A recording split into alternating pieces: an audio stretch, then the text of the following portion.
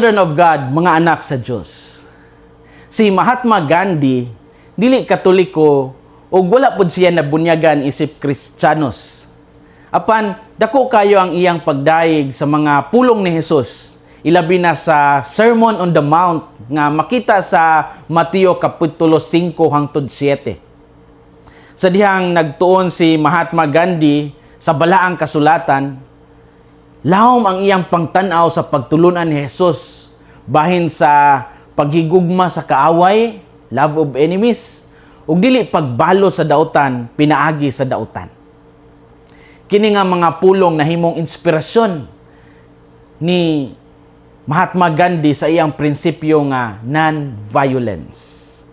Nagtuo si Gandhi nga ang tinuod nga kusog dili makita sa armas kundi sa pagkalumo o pagkamapailubon.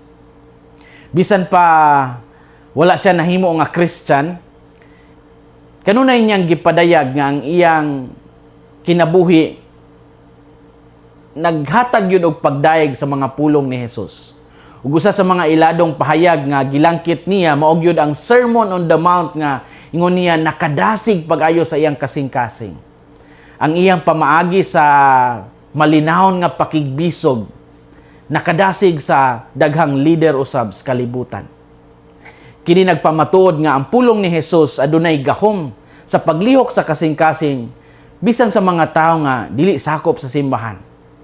Alang sa mga Katoliko, usa pod ni kapahinumdom nga ang ebanghelyo adunay gahom nga gani kanang mulapas pa sa utlanan sa kultura o sa religion. Ang kinabuhi ni Gandhi nagdasig usab nato nga dili lang basahon ang mga pulong ni Jesus kundili tinguhaon usab nga mabuhi ni sa atong adlaw-adlaw nga kinabuhi. Sa ebanghelyo karong adlaw, human sa pagplano sa mga Pariseyo sa pagpatay kang Hesus, wala si Jesus ni balos o nakiglalis. Nihawa siya sa maong dapit ug nagpadayon sa pag-ayo sa mga masakiton. Unsa may makutlo dato karong adlaw? Unang punto, ang tinuod nga kusog makita sa kalumo o dili sa kapintas. Sa kalibutan, kasagaran, gihuna-huna nga ang kusgan mao kadtong musukol og mobalos. Ang taong isog mao gyud tong kabalo mobalos. Apan si Jesus nagpakita og lahi nga matang sa kaisog. Bisan giapas siya sa mga Pariseo, wala siya nagpatuyang sa kasuko. Nagpadayon siya sa pagbuhat, sa kaayuhan, o wala gitugutan nga ang mga dautan mo'y mupugong sa iyang misyon. Sigon pa sa Ebanghelyo, He will not quarrel or cry out, nor will anyone hear His voice in the streets. Matthew 12:19. Sa binisaya nga hubad, dili siya makiglalis o musinggit ug walay makadungog sa iyang tingog sa kadalanan. Wala ni nagpasabot nga si Jesus na hadlok mo nga nagpahipi na lang. Nagpasabot ni nga ang iyang misyon wala gibase sa pagpugos o pagpanghadlok kundi sa gugma o kamatuoran. Sa atong adlaw-adlaw nga kinabuhi, daga ng mga higayon nga masulayan ang atong pasensya. Sayon ang pagbalos sa sakit ng mga pulong. Dali ra kayo na. Sayon usab ang pagsukol pinaagi sa kasuko. Apan ang tinuod nga sumusunod ni Kristo, kabalo mo pailob ug moantos bisan lisod kini buhaton. Ang tinuod nga kusog makita sa kalumo ug dili sa kapintas. Ikaduhang punto, si Jesus mianhi dili aron hukman dayon ang makasasala, kundi aron luwason ug dasigon ang nawad-an sa paglaom. Gigamit ni Mateo ang hulagway sa usa ka buga nga napiko ug usa ka suga nga hapit na mapalong. Ang duha, kining buga nga napiko ug suga nga hapit na mapalong, mga hulagway ni sa mga tawo nga nasakitan, na-hurt, napakyas, o hapit na mawad-an og paglaom. Wala sila gisalikway ni Jesus. Hinuon iyang gialimahan o gihatagan og bag-ong kinabuhi. God cares for them. Kini nagpakita sa dakong kaluoy ni Jesus alang sa mga taong huyang. Wala siya mianhi aron hukman dayon ang mga makasasala kundi aron luwason o hatagan sila sa kadasig. Ang Ginoo makahimo sa pagpabangon bisan sa tao nga naghuna-huna nga wala na siya ibili. Walay kinabuhi nga dili mabag-o sa gugma ni Kristo.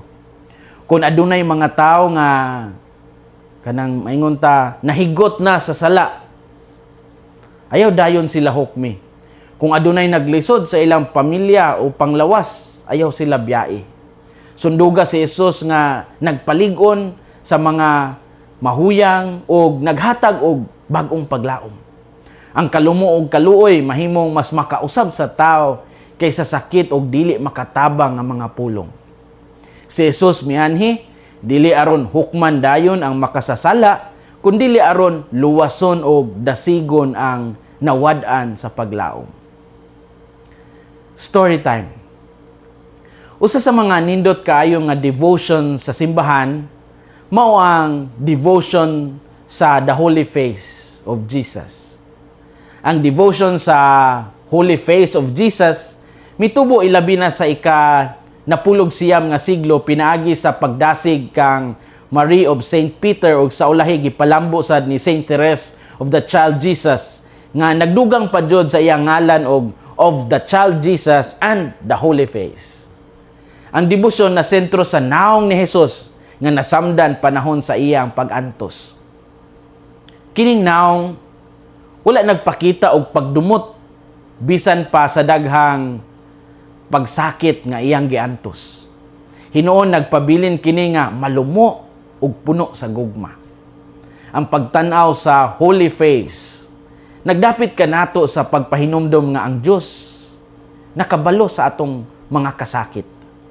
Ang mga samad sa naong ni Jesus nagpahinumdom nga wala siya milikay sa pag-antos alang sa atong kaluwasan. Apan bisan sa kasakit, wala mawala ang iyang kalumo ug ang pagpasaylo.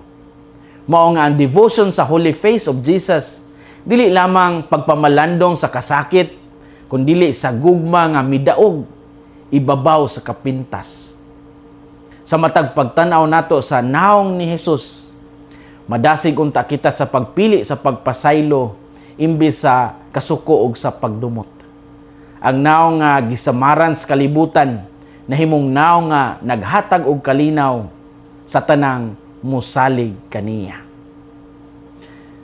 Children of God, mga anak sa Dios, ayaw tugutin nga ang kasuko mao ang mudumala sa inyong kasing-kasing.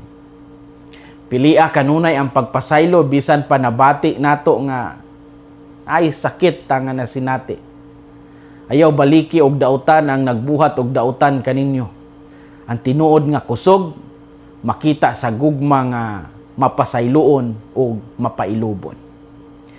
Hinaot nga ang kasing-kasing ni Kristo maghari sa atong mga kasing-kasing. Kini si Father Felmar Castrodes, Fiel SVD, ang inyong magsisibya sa maayong balita. Gikan dinhi sa Radio Veritas Asia, hinumdumi ang kinabuhing Kristiyano, kinabuhi sa pagserbisyo.